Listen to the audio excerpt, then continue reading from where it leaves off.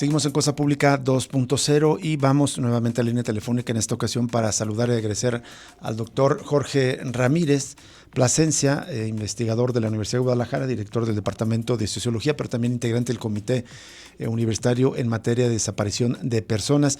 Y es que Jorge Ramírez pues ya tiene años haciendo análisis sobre esta crisis por desaparición de personas en Jalisco y nos ha compartido un documento que hace una revisión rápida o por lo menos más preliminar de lo que contiene este registro. Ha encontrado algunas anomalías y le agradecemos que nos tome la llamada para igualmente agradecerle que las comparta al auditorio. Jorge, ¿cómo estás? Buenas tardes. Hola, ¿qué tal, Rubén? ¿Cómo estás? Buenas tardes, aquí a tus órdenes. Muchísimas gracias. Bueno, muchas veces hablamos contigo de que estaba pendiente la presentación de este registro estatal al que la ley obliga al gobierno del estado y repetidas ocasiones nos has compartido tu análisis sobre el antiguo censo o, digamos, indicador que era el CISOBID.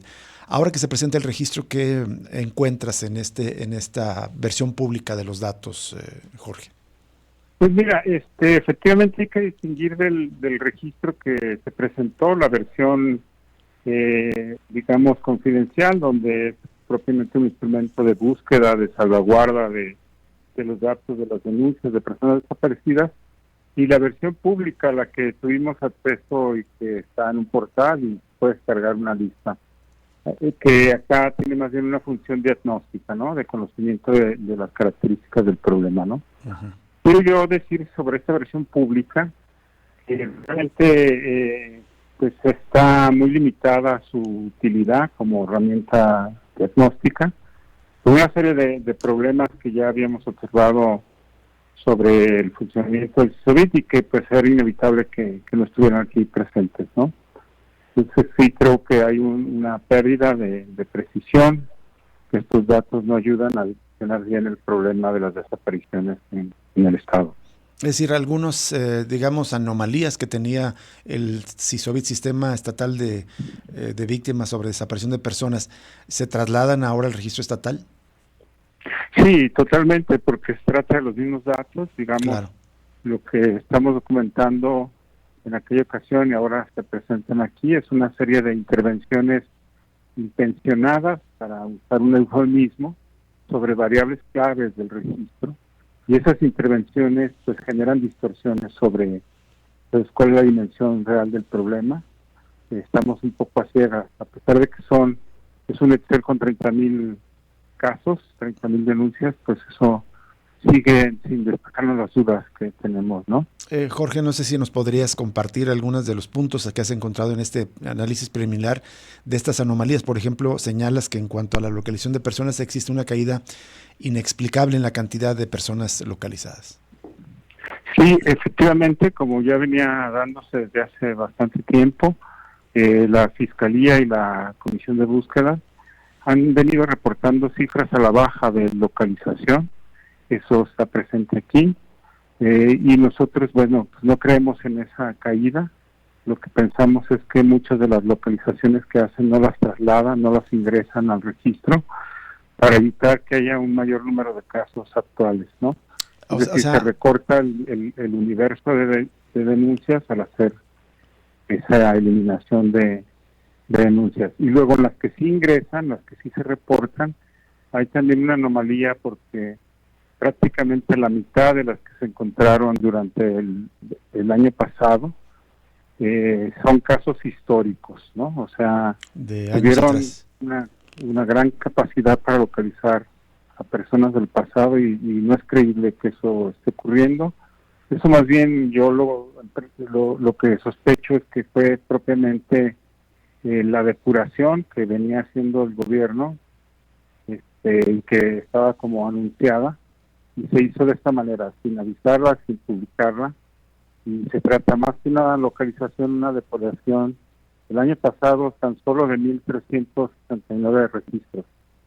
Pero es muy grave esto porque, por ejemplo, en 2019 se encontraron a 3,128 personas, estoy leyendo el documento que nos compartes, y el año pasado 2,122, 1,000 personas menos. Pero entonces quisiera tratar de entender, perdón que me detenga aquí, Jorge, ¿qué motivación tendría el gobierno para no reportar las personas que localiza, si eso podría eventualmente ser un dato positivo, es decir, estoy encontrando tantas personas, que las cifras se incrementarían. Sí, si no se reportan todas las localizaciones, el tamaño del problema es menor. Hay una, digamos, una extensión más corta del problema. Es un poco, para tener un símil, lo que sucedió con la epidemia de COVID-19. Entre menos detecciones que hicieron, pues parecía que el problema estaba bajo control. Eso ese es el propósito de no reportar todas las localizaciones, y de las que sí se reportan, pues hacer una eliminación de registros históricos, lo cual afecta el número total de personas que quedan desaparecidas, ¿no? Ahí hay una reducción que no se justifica justo por esa caída de los acumulados históricos.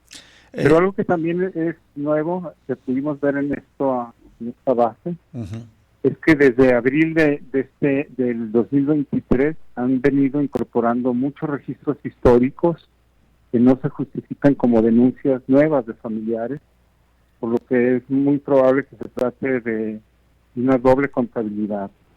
Es decir, el gobierno pudo haber estado guardando expedientes y a partir de abril los empezó a subir.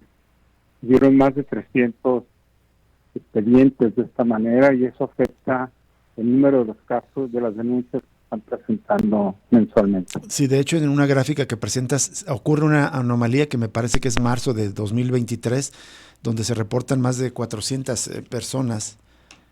Creo que son 467, lo cual es totalmente atípico con la tendencia que se venía registrando. Sí, ese es un caso pues muy específico. Se registraron 487 localizaciones en marzo, lo cual está fuera de todo rango, ¿no? Porque de ellas 350 fueron localizaciones de casos históricos, ¿no?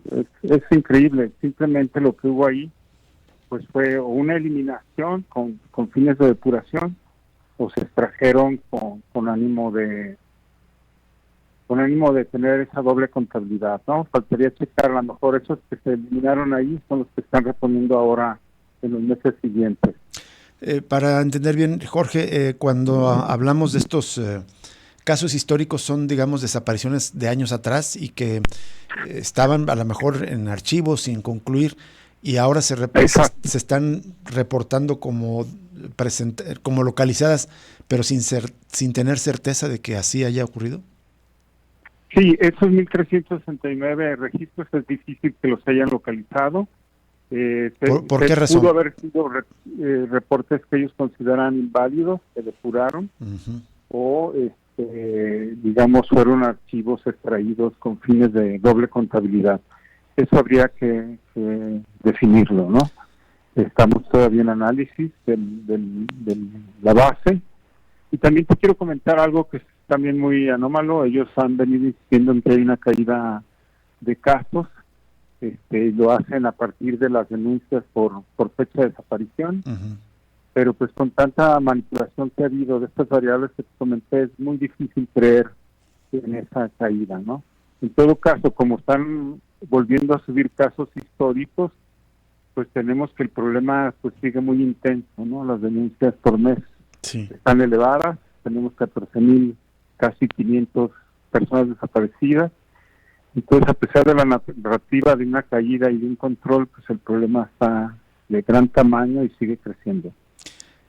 Hay entonces, digamos, cumple el gobierno con presentar, como lo mandaba la ley, como lo exigían distintos colectivos, especialistas, organizaciones, pero todavía queda de ver este registro, Jorge. Sí, totalmente. Así como está, pues es, yo diría, inútil para cuestiones diagnósticas. Qué bueno que tenemos un listado y ahí va a ser útil para las personas que tienen un familiar confirmar si está en su registro. Pero yo dudo que, como lo han venido manipulando el listado, se pueda reparar, digamos.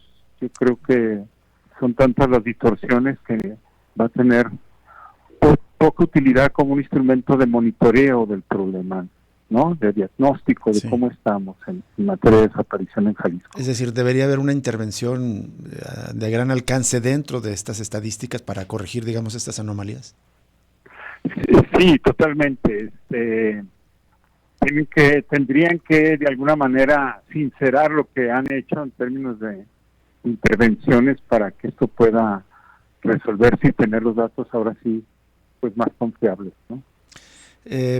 ¿Hay alguna pendiente, alguna reunión del Comité Universitario en materia de análisis de desaparición de personas con los funcionarios encargados de las áreas, Fiscalía Especializada o o Comisión Estatal de Búsqueda, para presentarles estas observaciones? Fíjate que no tengo noticia de una reunión próxima. Apenas se liberó esta base. Necesitamos socializar también las observaciones del grupo y ver si vale la pena tener una reunión. Uh-huh. Y en todo caso mi posición es que pues una reunión sale sobrando porque el tema es público y las aclaraciones tienen que ser públicas, no una reunión entre una sola persona, ¿no? Eso es. Finalmente, Jorge, encuentras algunos datos que ofrecen las mismas cifras y es, digamos, lo titula zonas calientes de desaparición y aquí resalta Zapopan. ¿Algo que nos puedas compartir al respecto? Sí, es interesante el análisis que pueda desprenderse por municipio, siempre y cuando pues los datos no estén también falsificados o manipulados a ese nivel, pero noto, por ejemplo, que en los municipios metropolitanos de Guadalajara hay diferentes ritmos y intensidades de desaparición.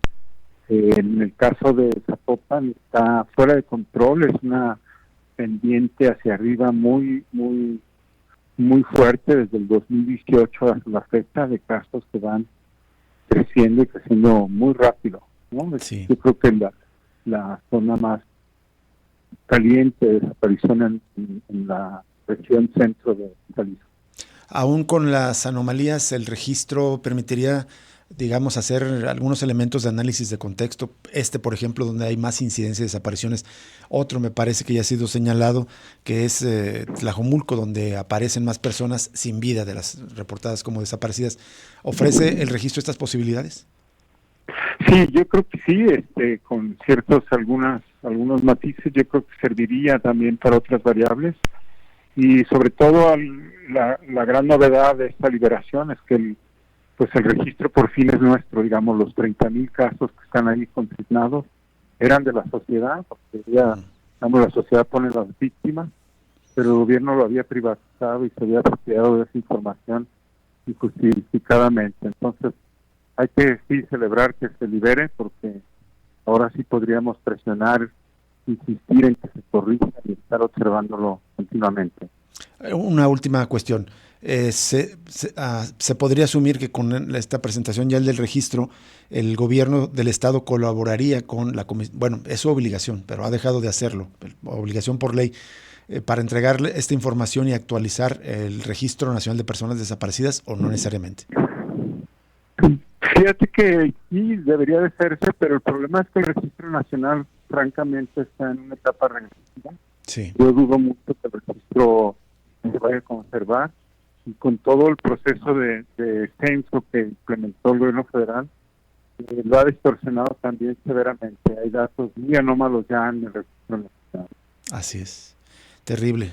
Creo que estamos cerrando mucho peor de cómo arrancaron el sexenio. Había más expectativas, ambos, el estatal y el local, en relación a enfrentar la crisis, a dar la cara a las familias y también en la manipulación de las cifras. Me parece que es algo semejante a nivel estatal y a nivel federal con el que están cerrando los sexenios. Sí, totalmente. Es muy lamentable. Realmente fueron un medio paso de avance y vamos 1 o 2 atrás, ¿no? Con estos movimientos. Terrible. Sí, lamentable. Jorge Ramírez, te agradecemos que nos hayas tomado esta llamada y seguimos en contacto contigo, si nos lo permites, para conversar sobre estos temas tan relevantes. A la orden, Rubén. Gracias. Gracias a ti. Hasta pronto. Igualmente, Jorge Ramírez, integrante del Comité Universitario en materia de desaparición de personas, profesor universitario, doctor en sociología, con estas observaciones, así pues a bote pronto, acaba de ser presentado el registro y sin embargo ya tiene un documento donde encuentra estas distintas anomalías. Vamos a seguir explorando con otros analistas, evidentemente con más madres y más padres buscadores, qué opinan acerca de lo que presenta el gobierno del estado, si les está sirviendo o no, qué están encontrando al revisar el registro. Por lo pronto vamos a la pausa y regresamos para reseñarle una información bastante dura, bastante difícil. Es este asesinato masivo que ocurrió en San Pedro Tlaquepaque la madrugada del domingo. Vamos a la pausa y volvemos.